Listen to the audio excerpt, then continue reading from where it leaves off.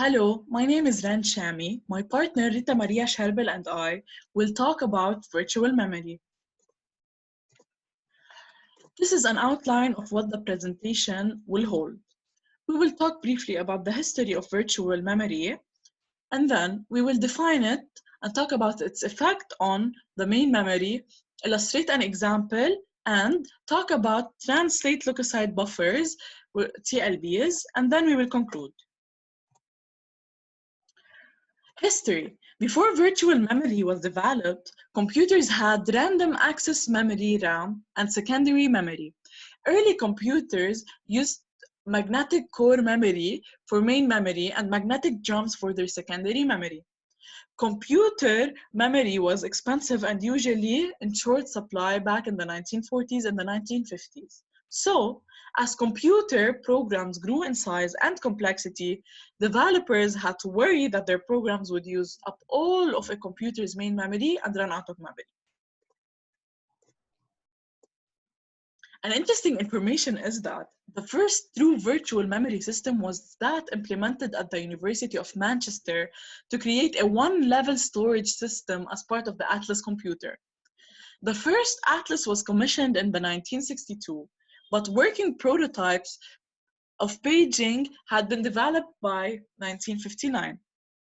In 1961, the Burroughs Corporation independently released the first commercial computer with virtual memory, the B5000, with segmentation rather than paging. So, what is virtual memory? Virtual memory allows a computer to compensate for physical memory shortage by temporarily transferring data from RAM to disk shortage. When RAM runs low, virtual memory moves data to a space called paging file.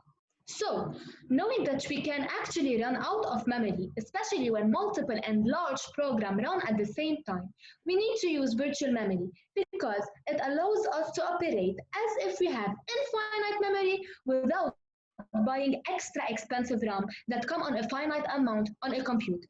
So, to sum up, virtual memory is a management capability of operating system that allows us to load large programs and run multiple programs at the same time without purchasing more memory. Now, we are going to see how addressing works with virtual memory and without virtual memory. So, as we are seeing here, without virtual memory, when we have only one program running on a CPU, this program have access to all the physical memory on RAM. So, when we want to access the program address, let us say 0 here, we are directly going to the RAM address also 0. The program address 1, we are going to the RAM address 1 because program address is equal to the RAM address. However, when we have more than one program, we might encounter some problems. That's why we are going to use the virtual memory here. The problems that we are going to encounter are, first of all, we are going to decide where to put each memory. Second of all, the data of the new program might override the data of the old program. Third, we can choose absolute addressing. So here, with virtual memory, we will introduce a new way of addressing using maps, where the program address maps to a RAM address. So here, for a program address of 0, the map can take us to the RAM address of 1. With a program address of 1, the map will take us to the RAM address of 0. It can even take us here to the disk. So mapping allow us to have more flexibility in memory. And it can allow us also to map to the hard disk when we are in shortage. I will continue with what my partner Rita has mentioned in the previous slides and talk about the effect of virtual memory on the apparent size of main memory. Okay, one of the problems that operating systems need to solve is that RAM is finite, expensive, and fragmented, as Rita has mentioned. So Different pages are allocated to different frames, but your program would love to view your memory as a single contiguous address space with infinite memory. So virtual memory provides a mapping between the virtual address space which the program works on and the physical address space that may have some element on RAM and elements on disk, which makes it seem like we have infinite memory. We can see that everything that has an address has effectively two addresses. The address where the program thinks it is, and the address where the operating system knows it is. So, how does virtual memory actually work? So each program running on the window or each app running on a mobile think it's the only program running. So it thinks that it have access to all of the addresses and it thinks that it have 32 bit worth of memory. But actually what is happening is that the app, when this app want to access an address, the memory management unit, the MMU that we found on the CPU, maps this virtual address to an actual physical address found on RAM. So partitioning memory is taken over by the operating system and the app or the program do not have to worry.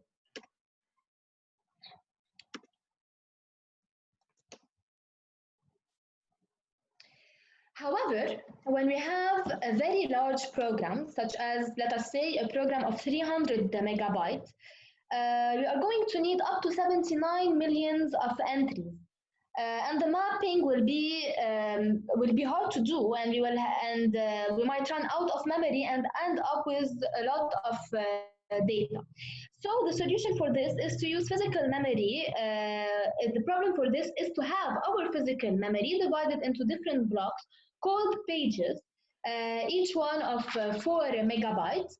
And by doing this, our 300 megabyte program will only need 77,000 entries in a lookup table. So what are the pages? The pages are chunks of an executing process and they have a fixed size usually of 4 megabytes. And the pages table, as we are seeing here, they define the mapping between the virtual and the physical addresses spaces. Also, these entries in the page table indicate whether the page is in real memory.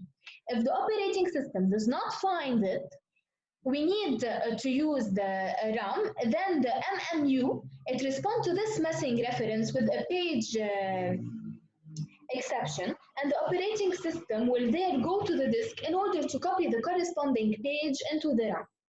Once the page is in RAM, its virtual address appear in page table.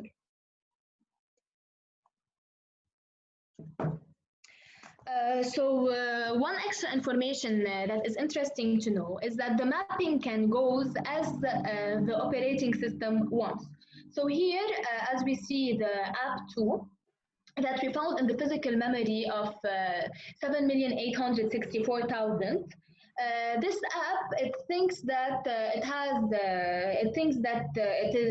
it's running from 0 till the end of the program, because as we see here in the virtual memory, it's going from 0 up to the end of its program.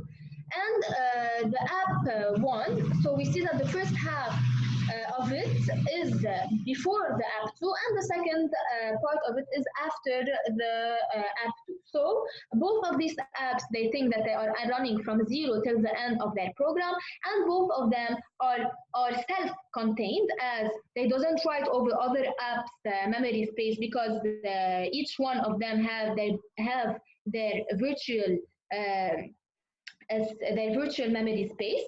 And the MMU does the mapping, so we don't care where the addresses are in the memory, and the memory can be split up over different parts because the operating system will make sure that each address arrives at the right place in the physical RAM. So with this, we can get over the problem that we have. So, with what we just said, we got over the problem of fragmentation, and we are going here to explain what is fragmentation. And simple paging without And so, virtual memory. yes, so here we are considering that you have a 32 megabyte main memory, and it's divided into 4 megabyte chunks. So it requests 12 megabytes, and as it requests 12 megabytes, it will take the address 0, 1, and 2. B will take 3, 4, and half of address 5, and C will take half of address 6. So this spaces here, they are we name them the internal fragmentation. And the internal fragmentation actually we can lose memory due to this internal fragmentation. Now we are going to see once we release B. So we release them. So we have the memory 3, 4, and half of 5 free, and we want to introduce D. Okay, D will take 3, 4, and all of 5. Then it can take the left of D, the third part of D. It's taking what the memory that is left after C0. Okay, so there's a drawback in what Rita has mentioned earlier in the first part of this example. And this drawback is that all pages of processes must be present in main memory when executing a process, even if not all will be used. But this causes memory shortage. And the solution for this problem is to use virtual memory. So I will be using virtual memory to solve this issue and illustrating it in this example. That is the resumption of the one that was before. But here we are using virtual memory. So consider two processes, A and B, broken into their corresponding pages in disk, right here. A has A0, A1, A2, A3 as pages, and B has B0, B1, B2 as also pages of B. We can see not all pages of A and B are present in disk right here, but when needed, pages that are in disk and not in memory can be swapped. All of this will be stored in the page tables that are present right here. So bit P is short for present. It indicates whether the corresponding page is present in memory. And bit M is short for modified, indicates if a page has been modified since copied into memory. If page is modified, make sure it is copied back to disk. This is a very important hint and tip and concept to focus on, is that when you modify a page, make sure it is copied to disk. Okay? Now, suppose A is executing and A0 is modified, and also B is executing, and we reach a point where B wants to read B0. So we need to eject an existing page from memory. Let's say A1. A1 is chosen by a specific algorithm. So page tables will be modified as such. We set bit M equals to 1 of A0, remove right here, and we remove A2 from the page table of A, and we add B0 to the page table of B right here.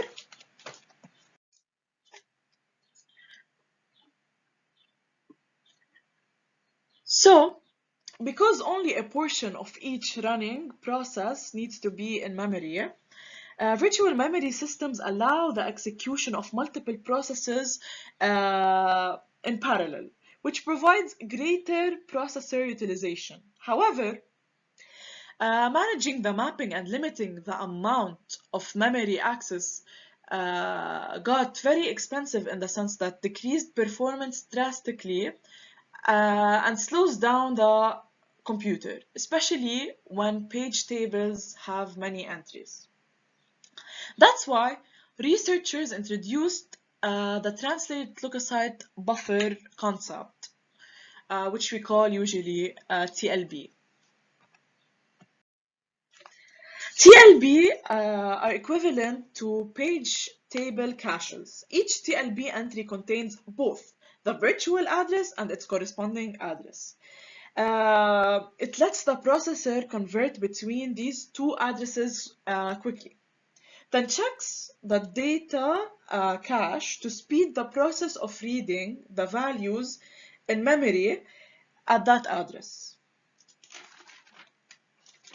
Also, it then tries to minimize the amount of memory read-write bottleneck in page lookups. It is part of the MMU. Its responsibility is handed to the operating system. Also, it is equivalent to a multi-level lookup table where the entries consist of a tag and physical page number. In conclusion, virtual memory is a solution to the shortage of RAM and its expensive costs. Okay, and second, it combines paging and segmentation for better processor utilization. I will talk briefly what is segmentation. Segmentation is the process of dividing virtual memory into segments of different length. Hence, combination minimizes the amount of internal fragmentation. And by combination, I mean paging and segmentation. Third point is that virtual memory provides efficient use of memory. It allows us to run programs larger than physical memory. No added cost of hardware, frees applications from managing shared memory. Finally, the problem of slowing down computers can be solved using the TLBs. And finally, we say thank you. And this video is dedicated to Dr. Ali Shab in ECE 321 from Reine, Chami, and Rita Maria Charbel. Thank you.